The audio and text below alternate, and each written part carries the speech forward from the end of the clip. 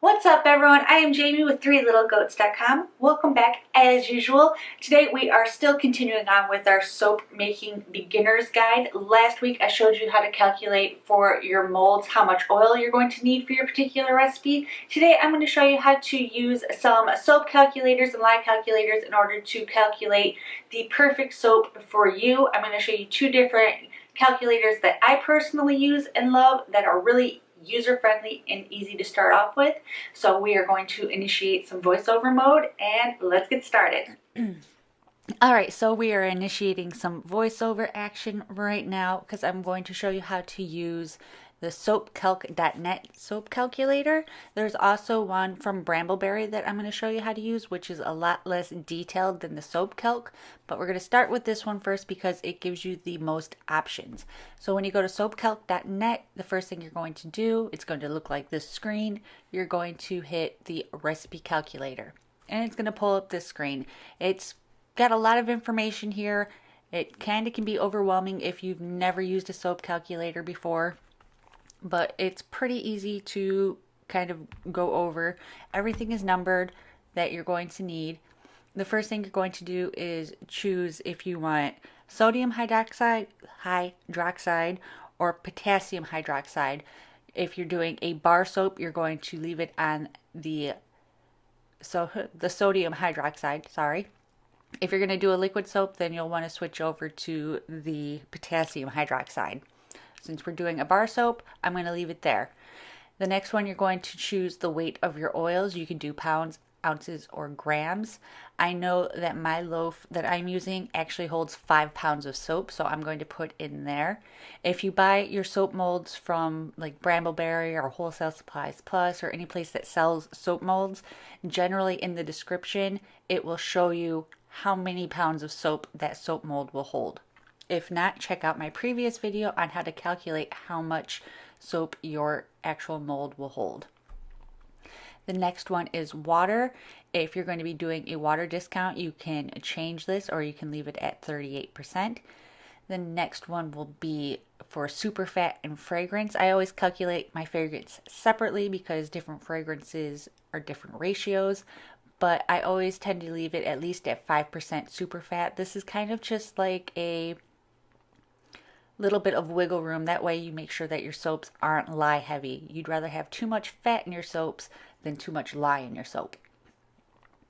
And then the next part is where we're going to start building our recipe. Now you can either enter it in percentages. If you're using a recipe you found online, a lot of people, but myself included, will put the recipe in percentages just so you can calculate exactly how much you need for that specific recipe. So I'm just going to go and randomly select some stuff. Like I want sweet almond oil, so I'm going to hit here for plus. And I'm going to do, let's do 20%. And then let's see, let's do some castor oil. And I'm only going to use about 8% for that.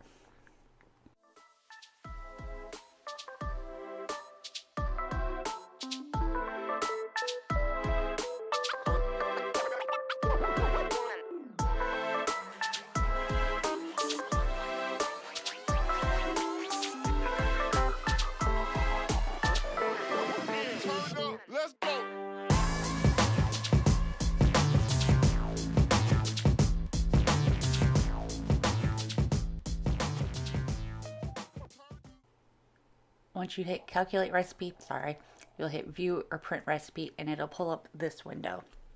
Now this is a lot of information. If you're new, the only thing you really want to kind of pay attention to when you're building your recipe is, of course, your oil measurements, which are in ounces and grams and pounds. If you want to be super accurate, you're always going to want to go with grams. And then up here, it tells you how much water you're going to need for your recipe and how much lye you're going to need for your recipe. And then down here will also tell you about the quality of your soap bar, which is why I like the Soapcalc calculator the best, is because of this. Now, they give you ranges of different qualities, like the hardness. The ideal range is 29 to 54. And this recipe, the hardness is about mid-range 35. Cleansing, it's pretty high up there. Conditioning, it's pretty high up there. Bubbly is about mid-range. Creamy, mid-range. And then iodine, mid-range.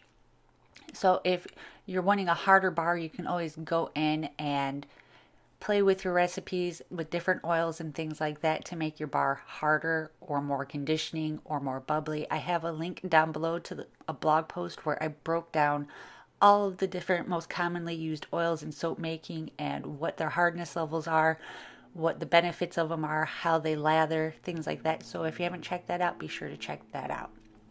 And then you can go ahead and print this recipe, name it and print it, and save it in your recipe book if you have one. All right, and then the next calculator I'm going to show you is the Brambleberry lye calculator. Now when you go to brambleberry.com, you'll get to their homepage, of course. The easiest way to get to their lye calculator is to just type in lye calculator and it will populate.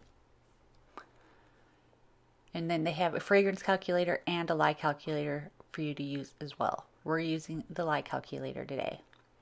Down here is some drop down menus if you want to make a solid soap or a liquid soap. We're doing solid. And then your unit of measurements, ounces, grams, or percentages. If you're getting a recipe that has percentages, go ahead and use that percentage. And then you're going to put in the weight of your oils that you're going to need for your recipe.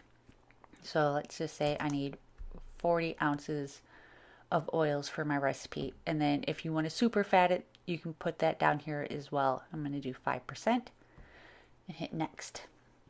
And then down here you have a whole bunch of different oils.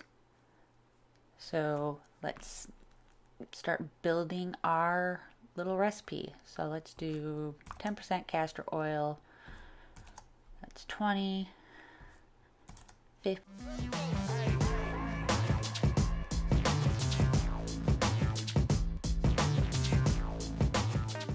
And then you'll hit next. And it calculates it all out for you here as well. It tells you how much of your lye you'll need, how much water you'll need, and then how much of each of your oils that you're going to need. And then you can resize the batch if you need to. You can convert it to grams. You can give your recipe a title and then add in any notes. Like I'll add in if I'm going to be putting any type of additives in, like kaolin clay, or if it's a goat milk soap, or if it's a beer soap. That way when I print it off and I keep it with the loaf while it's curing, I'll know exactly what's in it when I do my ingredients labels. So that is pretty much it. Those are the two most popular lye calculators, and they're pretty much easy to use. Go in, play with them, especially the Soapcalc calculator. That's a tongue twister. Soapcalc calculator. Go and check that one out, and then just play with the oils and see like the different properties that it's going to give your bar. If you want a really hard bar, of course you're going to add in more oils that create a harder bar. If you want a softer bar, or if you want a more lathering bar or a more cleansing bar, it's just really fun to play with those numbers and watch your recipe change, and it tells you a lot about the oils that you're using as well. So I'm going to deactivate voice over mode and I will be right back. Alright, so that is what I have got for you guys today. If you like this video, be sure to give it a big thumbs up. It really helps. And if you haven't already, hit that subscribe button. We put out videos every single week. And I have had a lot of questions about our animals, why you guys haven't really seen them, what we're going to do once we move. Well, I will be doing some updates on the animals as well while we still have them. Unfortunately, when we do move at the beginning of next year, we will not be able to take them with us. We are literally driving from the East Coast all the way to the West Coast. We're driving in the truck, we're towing my car behind it, we're going to have the cat, we're going to have the kids, and it's just not realistic for us to take any of the goats or chickens or ducks with us. It's just a very stressful drive in the middle of winter as it is, and having livestock with us would just not be realistic. Plus, where we're going to be moving to, the chances of us finding someplace where we can actually keep the animals would be really, really tough. But we will still be doing videos with the animals until we do move, and we will still be doing some fun videos once we do move as well. So be sure to stick around for all of that as well, and I'll see you guys next time. Bye!